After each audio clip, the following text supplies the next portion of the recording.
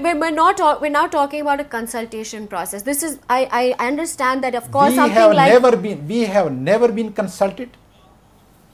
This is, I'm raising this question, I am re-emphasizing again and again. I took this on my own. Right, I understand. Written many letters and have consulted many people. Okay. I completely understand that. Without allocating a proper fund. Absolutely. I agree with you. We cannot make any socio-economic changes in the society technologically. Mashti Saab, I have to bring you in here. What I'm trying to say is how you can get your point across. I mean, walking out today, the session took place. There were 30 people. There was no quorum. Mr. Kundi, chastised them for speaking, and so they all left. So there are 30 people, and there's a finance committee, I beg your pardon, a budget discussion taking place in the assembly. I don't see a real focus on this, and I don't think it's being given the kind of focus that it deserves. You're absolutely right. It's a very valid observation. It's the same situation in the Senate. Unfortunately, the budget has not evoked the interest it should have, and neither the members are showing the interest they should on this very important. And as a taxpayer, I'm very concerned. It's your right to expect us to pay maximum attention to it. But the main crux of your question is that what do we hope to gain, or what are we trying to do? We are trying to draw the attention of the government. We have succeeded. The government does listen to us, especially President Zardari.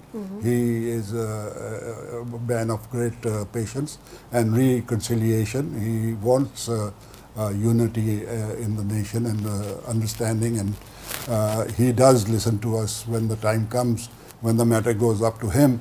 But we hope that it doesn't go to him again. But the finance minister himself or the prime minister can sort out this problem. The fact that we were not consulted, this is something, okay, we are willing to forgo that. They must have had their reasons, if they can explain them to us. But the thing that we are interested in, the thing that is bottom line for us, is that we will not, or we cannot. You see, it's all right, every party represents the poor. Every party's manifesto is the same, they're all for the poor. But other parties have the rich and the mighty and the elite. Our party doesn't have it. That's why we are solely the representatives of the middle class or the middle class. We don't have absolutely. So therefore we confine ourselves to their interest. Now, our GST or VAT, it is absolutely unacceptable to us because it is an indirect tax. Indirect taxation always harms the middle class. Okay, I have to bring you in because you had raised the question of agricultural tax, which I don't think you were able to answer in the last session. So what would you like to say about that? Look, first of all, it's a provincial subject. So if there is an issue with any party, then that assembly, agriculture is a provincial subject, and the taxes presently that are being imposed on agriculture, there are several taxes. There's land tax, land revenue tax, there is Abhyana, and there's even agriculture income tax. So this then should be raised in the.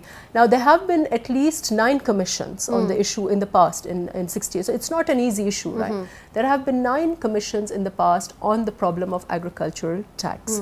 Out of that, 6, and these are independent commissions, only 2 recommended imposing of agricultural tax. Now, there is an issue that when you impose, there is already a land revenue, there is a revenue tax, there's a tax on land that you own and that you grow onto. So, there are some technical issues. If you replace it with agriculture income tax, then it would continue to be a land revenue tax in another form. So there are a lot of complex issues. But having said that, I agree that there has to be an agricultural reform, reform in agricultural taxation. Whether you want to impose a new tax and replace the old ones, whether you want to club all of them together, whether you want to have a tax on collection, that there is no. So in your opinion, it's a provincial matter. Well, it's a provincial matter. Plus, there are a lot of complex issues involved.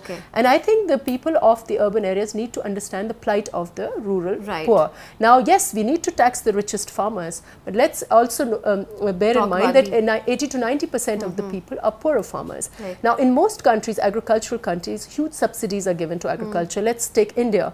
India subsidizes agricultural sector to the extent of 3 to 4% of the GDP.